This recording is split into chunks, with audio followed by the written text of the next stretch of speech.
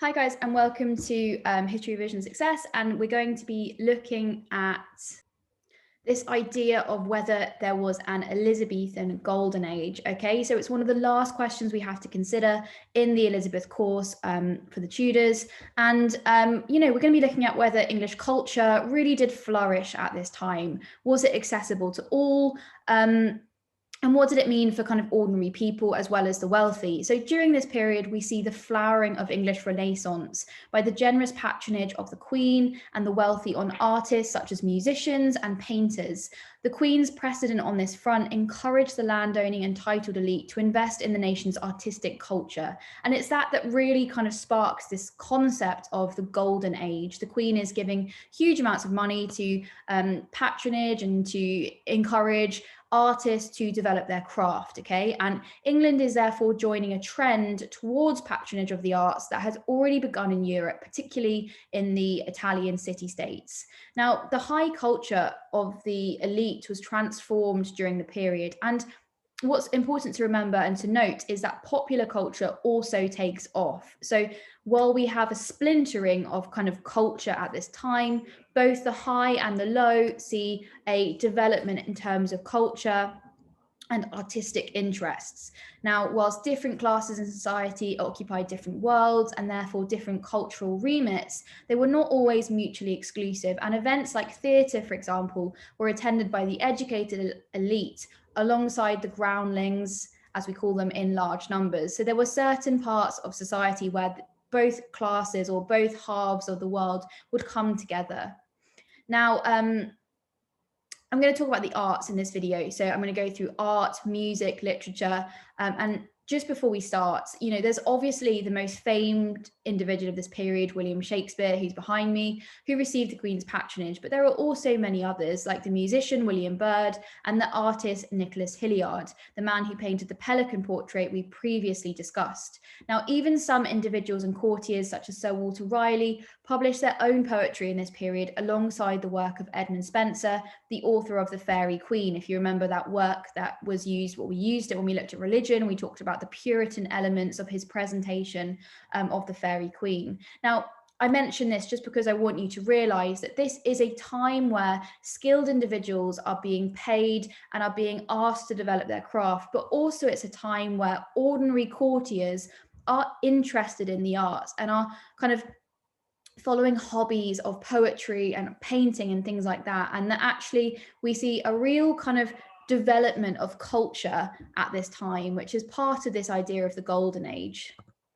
Now, I'm going to start with art. So English painting in this period did flourish. Now, formal portraiture remained important to the idea of sitting for a portrait, and the Queen herself was a frequent sitter across her reign. However, unlike Henry VIII and Holbein, there was no notable artist who was truly excelled at portraiture during this time. Instead, one thing that did flourish was the portrait miniature.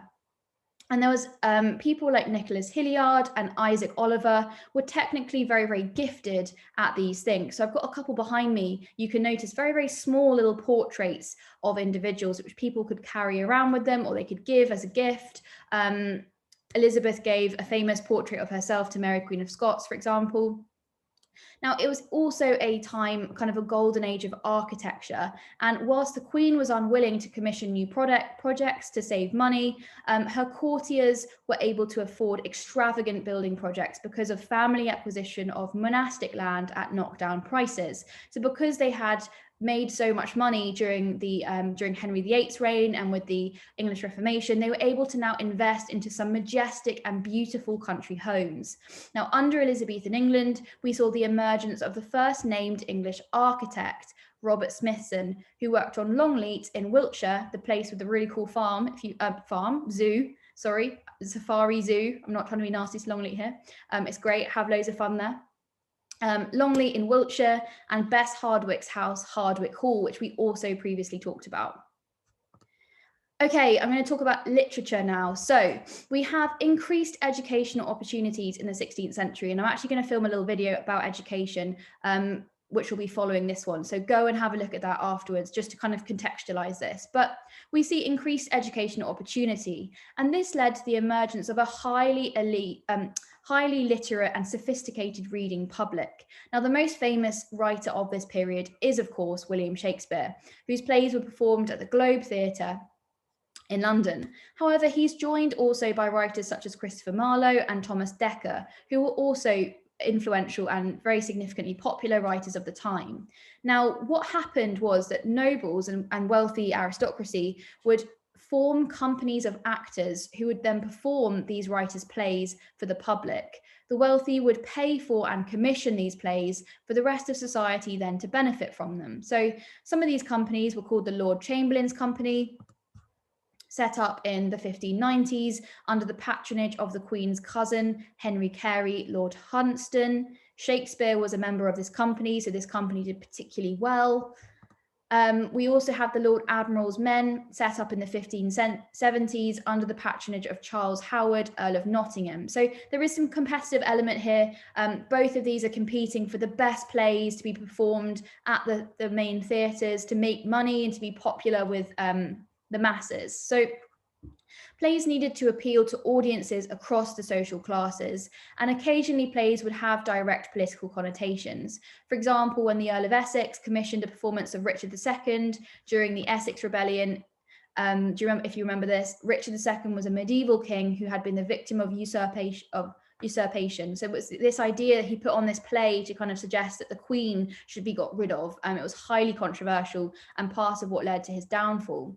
Now, kind of covered theatre, but within this world of literature, we also have published works. And we have writers seeking patronage for published works. So we have Sir James Perrot, the son of Sir John Perrot, the Deputy of Ireland, very successful in Ireland, who published 2 books. Firstly, The Discovery of Discontented Minds in 1596, which was a treatise discouraging soldiers from settling abroad where they might plan an invasion, very specific. And the first part of the Considerations of Humane Conditions in 1600, a study on self-awareness as a means of managing body and soul. Perrot's works were dedicated to his patrons, Robert Devereux and Thomas Sackville, so 2 very, very powerful men. Now, we have Perrot over here. Now, behind me, I've got the Fox's Book of Martyrs, which shows that religious texts were also very, very popular at this time. And this one in particular was read by an audience of, a very wide audience of Puritans. Okay, I'm going to move on to music. So the most acclaimed musician of this period was a man called William Byrd, who was appointed Gentleman of the Chapel Royal in 1572. Despite his success, he was actually a Catholic, and his faith brought him into conflict with Elizabeth, who set guards to watch his house and servants.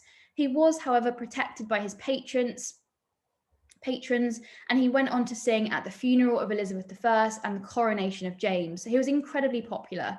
Now, Byrd attracted significant patronage from both the crown and nobility due to his skill, and he was so popular that in 1575, Elizabeth granted him, alongside his musical partner Thomas Tallis, a joint monopoly for the importing, publishing, printing and sale of music.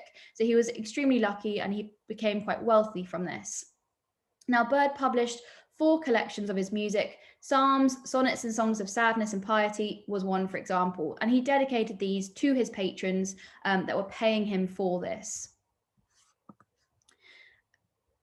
Now, one thing that I think is really interesting is that actually Elizabeth personally saved music at the Oxford colleges and music in general in terms of the relationship between music and religion, as there was a Protestant emphasis at this time to kind of push music away from the church, emphasis on the word of God rather than the beauty of the holiness. And singing and music was kind of considered extravagant and unnecessary by the Puritan church. So Elizabeth saved this kind of aspect, and that was really interesting. Now, Renaissance conventions also dictated that courtiers should be skilled musically, and this encouraged the development of the madrigal. Now, the madrigal was a musical sung by a mixed choir.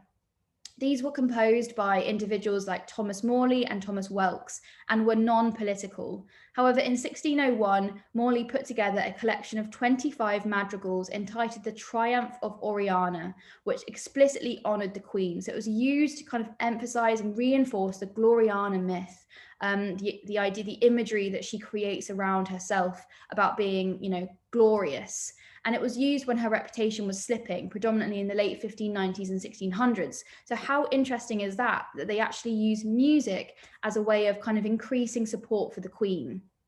Now, many towns also had bands at a popular level, and broadside ballads were printed cheaply on single sheets of paper, and these often contained innuendo and bawdy comments to be performed in pubs and city streets. The Watkins Ale is an example of a song for kind of the poorer people in society. But what hopefully I've shown you is that there are huge significant developments in terms of the arts and culture in the Elizabethan era.